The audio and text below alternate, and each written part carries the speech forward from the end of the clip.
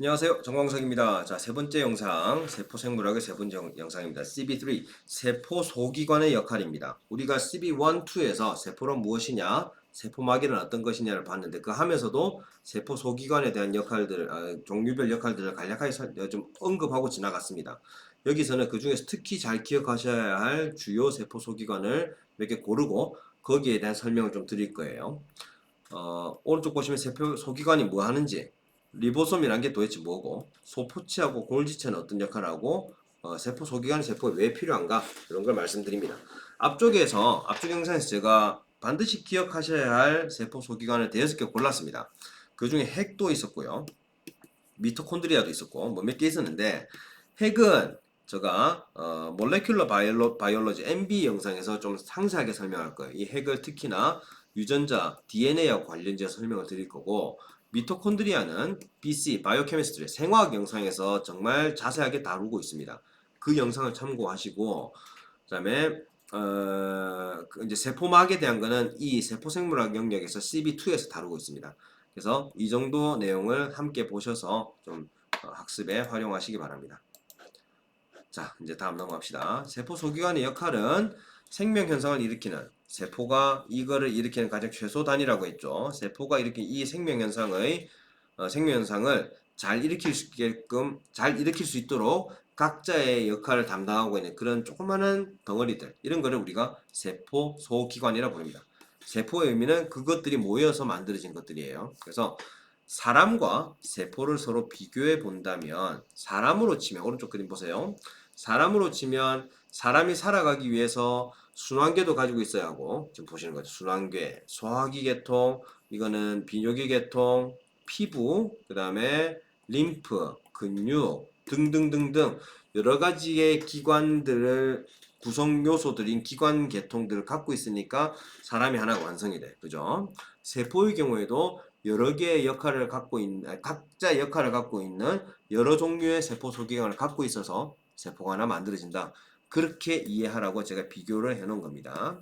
이 CB1의 자료에서 가져온 거니까 참 이렇게 비교해 참고 보시면 되고, 세포에서는 그래서 세포 소기관의 역할들이 다양한데, 핵은 DNA에서 보호하는 주머니, 리보솜은 단백질 만드는 공장, 미토콘드리아 에너지 만드는 공장, 소포체 골지체는 만들어진 단백질 밖으로 내보내는 운송 수단, 뭐 이런 식으로 이해하시면 돼요. 자, 이제 다음 넘어갑시다.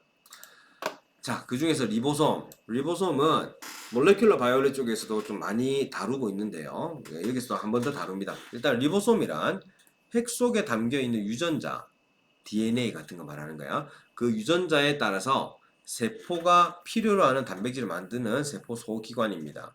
리보솜이 밑에 요 그림 보시면은 큰 덩어리, 작은 덩어리 두 개가 서로 딱 붙어 있고, 거기 틈이 조금 열려 있고, 그 틈 속으로 단백질 만드는 설계도의 사본이 지나가면 이렇게 딱, 지금 잘 보이려나 모르겠다. 제 손 두 개가 리보솜이라면 그 리보솜의 두 덩어리 틈 사이로 뭔가 이렇게 끼어서 지나가요. 이런 식으로. 이 끼어 지나 요 놈이 이제 나중에 다른 영상에 설명드리고 있는 메신저 RNA고, 메신저 RNA가 이러이런 단백질을 만들으라고 하는 정보를 가져와서 리보솜한테 알려주면 이 리보솜이 그 정보에 맞춰서 단백질을 만들어내기 시작해요. 어떻게? 세포 속에 들어있는 여러 아미노산들을 이렇게 조합해가지고 설계도 4번에 나온 지시대로 아미노산들을 쭉쭉쭉쭉 이어붙여서 단백질을 만든다. 그게 리보솜의 역할입니다. 적혀있는 대로 두 덩어리로 되어 있고 소포체에서 많이 붙어 있다.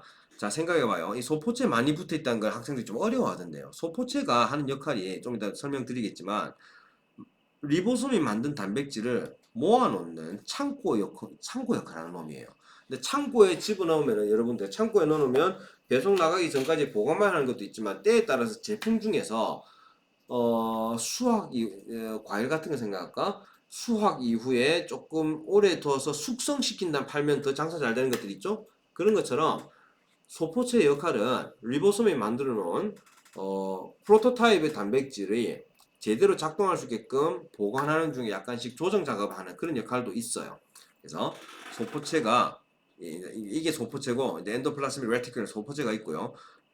단백질 만드는 리보솜들이 소포체 표면에 많이 붙어 있어요. 그래서 언뜻 보면 소포체 표면이 굉장히 거칠어 보이기 때문에 이 점 같은 게 많이 박혀서 거칠어 보이기 때문에 이거를 우리가 조면 소포체 혹은 러프하다는 뜻으로 러프를 써놨습니다. 아주 거친 면처럼 보인다 해서 러프 ER이라 불러주고 이 소포체 리보솜이 많이 붙어있는 이유는 제가 뭐 이렇게 좀 위에 포스터 광양 제철소 해놨는데 봐요.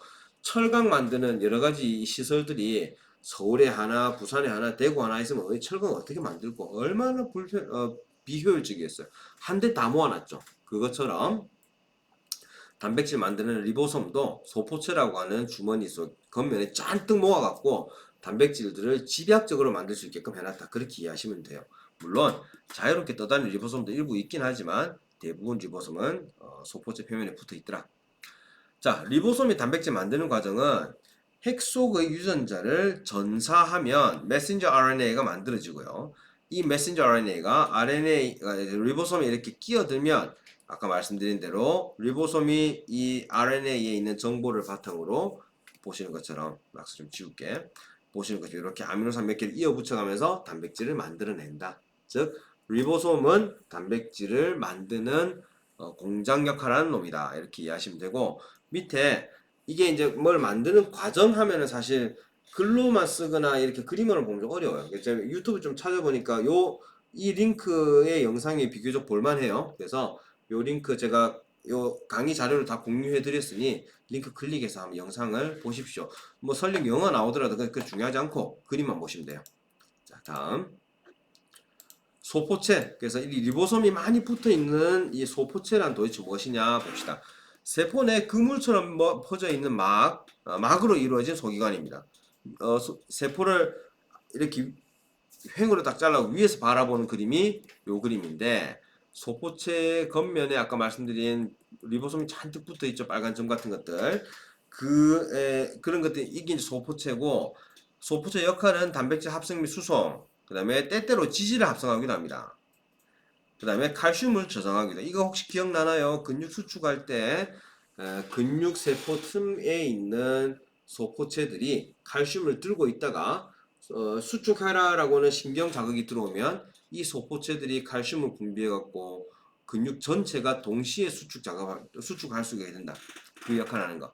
약물 대사, 특히 간세포에 있는 소포체들이 약물을 분해하는 역할을 많이 해요. 알코올도 여기 약물을 포함시켜서 보고 있고요. 그래서 왜 술이 세진다고 하죠? 술을 많이 드신 분들은 술이 세진다는 그런 분들의 간세포를 보면 소포체의 양이 굉장히 많아요. 그러니까 자꾸 주인이 간에다가 알코올을 들어부으니까 간 입장에서는 이 돌겠는 거야. 그래갖고 간세포들이 과거에 비해서 앞으로 계속 알코올이 더 들어갈 거라 예상을 하고 소포체를 굉장히 많이 만들어둬요. 그러니까 예전에 비해서 알코올이 더 들어가도 이제 이게 이제 분해가 잘 되는 거지. 그런 식으로 보시면 돼요. 자, 그 다음 골지체란 도대체 뭐냐? 골지바디라고 골지란 할배가 찾아서 골지체라고 불러줘요. 소포체하고 비슷한 주머니 모양이 여러 개 겹쳐서 만든 세포 소기관인데 뭐 이제 제가 적긴 적어놨지만 사실 오른쪽 이 그림 보시는 것처럼 호떡 같은 걸 여러 겹으로 겹쳐놓은 것처럼 생겼어요. 근데 이게 뭐한 역할이냐? 단백질 수정 및 분류하고 분비물 포장, 리소좀 형성, 세포막 성분 제작.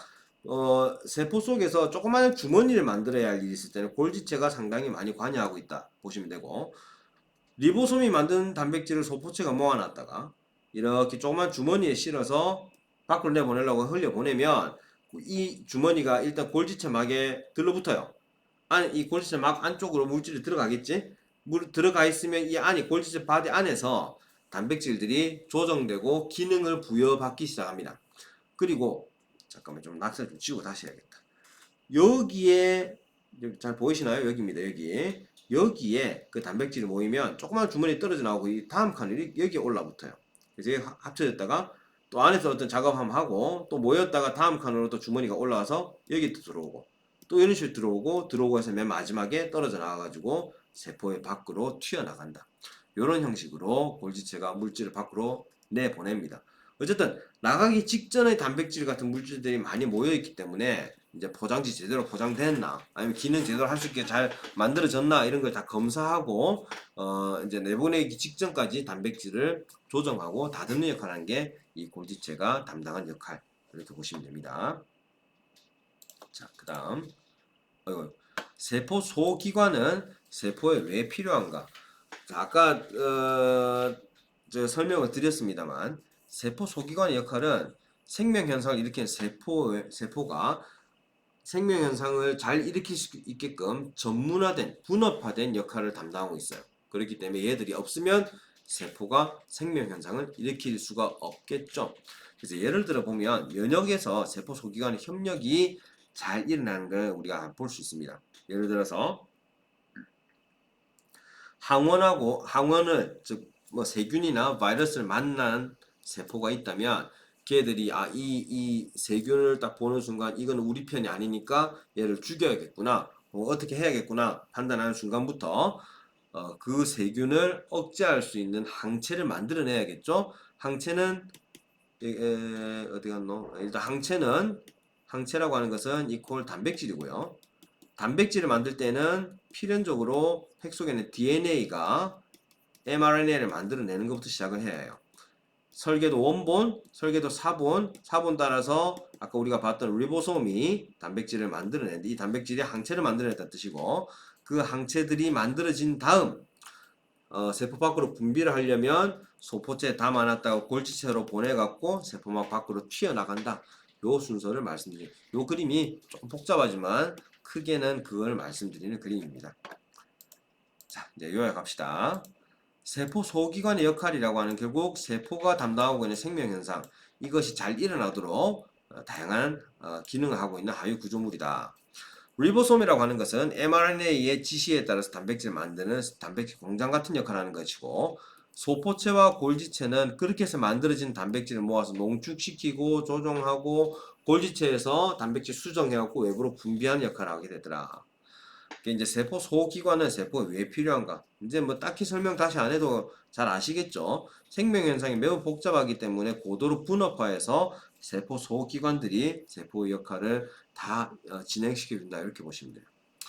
이 미생물학과의 연관성 아까 말씀드린 그런 개념들입니다. 항체 형성 관련 한번 읽어보시면 이해가 될 겁니다. 자, 이걸로 우리 이 영상은 마치겠습니다.